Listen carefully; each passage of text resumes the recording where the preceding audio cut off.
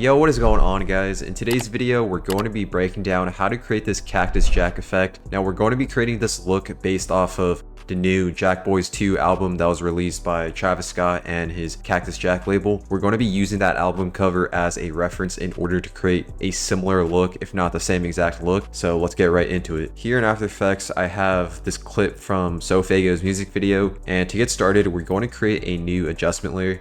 So I'm going to be showing you guys two different ways that you can create this look. Starting off with the first adjustment layer, we're going to be adding a tritone. For this tritone effect, we're going to be focusing on the midtones. So for this color, we're going to be creating a color that's really similar to that album cover.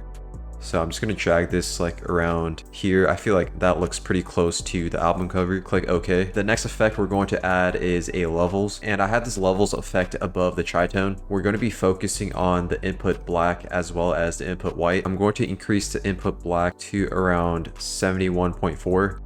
And then I'm going to decrease the input white to around 219.3.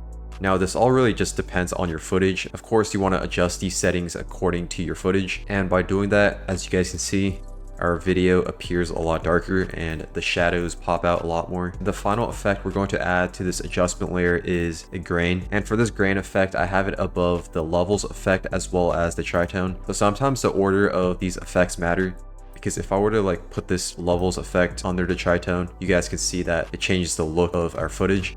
So I have the levels effect above the tritone, and then I have the grain effect all the way at the top. For the viewing mode, I'm going to change that to final output because we want to make sure that it affects the entire footage. For the preset, there's a lot of different options. You can go for whichever one that you like the best. I'm just going to go for Kodak Vision 320T, and I'm going to adjust the intensity. I'll increase that to 3, and by doing that, it just adds extra texture to our footage. As you guys can see, the grain pops out and it just makes it look a lot better. I'm also just going to go to the color and make it monochromatic. And that's pretty much all there is to add for this adjustment layer. Now when I play this, we have that really grungy type of look similar to that album cover that we're going for. And I really like the way that looks. So I'm going to show you guys a second way that you can create this type of look. Turn this layer off for now, and I'm just going to do it on the same clip. Create a new adjustment layer. For this layer, we're going to add a tint. For this effect, I'm going to change the white color similar to how the album cover looks like. So I'll change the color like that, kind of like a grayish brown. For the next effect, we're going to add a levels, and for this effect, I'm only going to be focusing on the input white. So I'm going to decrease that to around 216, and then we're going to add a threshold. So I have this threshold effect above the tint as well as the levels effects.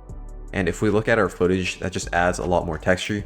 So I'm going to adjust the levels. I'm going to decrease that to around 100. And it's all just really depends on your footage. Like I mentioned before, if we have it a lot higher, it just makes the footage appear a lot darker. And then if we lower the value, it just makes it a lot brighter. So I'll just have mine at 100. The next effect we're going to add is an add grain. What I'm going to do is just go to the other adjustment layer, click Ctrl C, and then go to that new adjustment layer, click Ctrl V. Bring this grain above all the other effects, and I'm going to adjust the intensity as well as the size. Decrease the intensity to 2.5, and then I'm just going to make the size a little bigger. So I'll increase that to around like 1.3, and I'll just keep all the other settings as it is. So now if we have that off, and if we have that on, it makes the footage look a lot better. The final effect we're going to add is a fastbox blur. Make sure to have this effect above all the other effects. And I'm only going to increase the blur radius by a little. I'll increase that to 1.5. And that is all there is for this effect.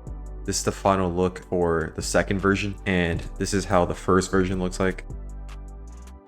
I like the way both of them look, but I feel like the first one is probably a little more accurate to that album cover that we're going for. But yeah, that's all I have for this video. Appreciate you guys for watching. I'll see you guys in the next video.